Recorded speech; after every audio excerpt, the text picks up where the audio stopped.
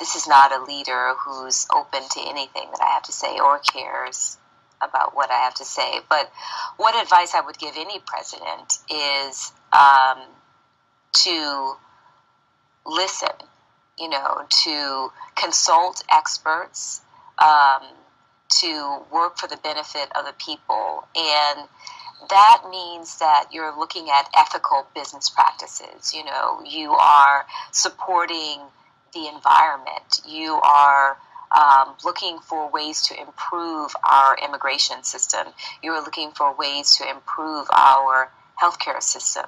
And we need in this country to build more opportunities for people to join the middle class and to stay in the middle class. And we also need to provide more opportunities for people to lift themselves out of poverty and to be educated and have more access to education. I would encourage any president to read the history of this country and know the history of all its people.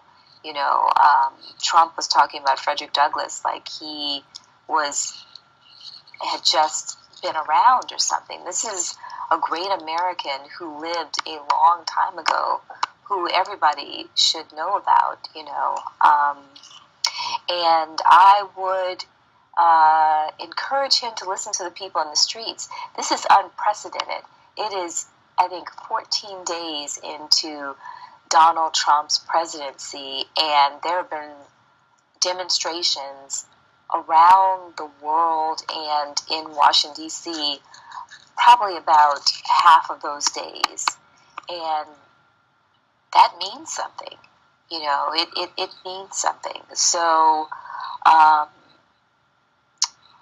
would encourage him to follow the law. I would encourage him to divest himself from his business interest and to show his taxes, whether they're an audit situation or whatever, because no one has an audit that long, show them to the American people.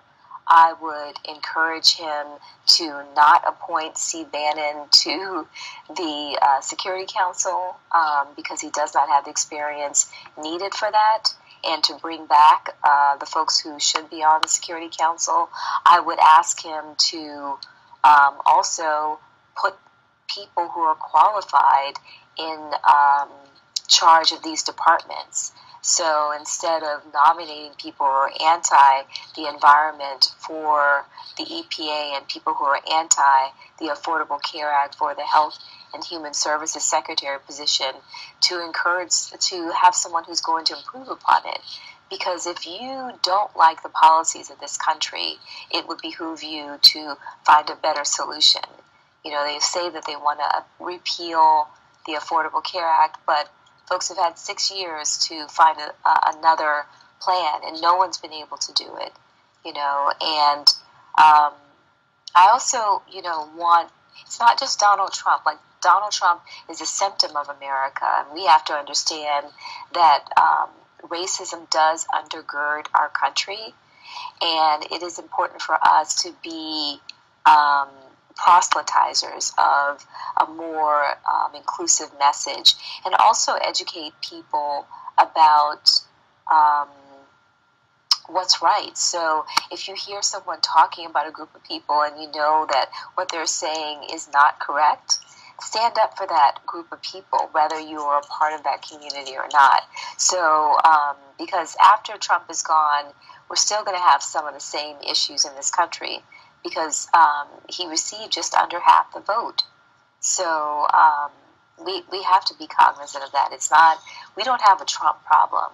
We do have a white supremacy problem. We do have an economic problem, and we have to work to solve that.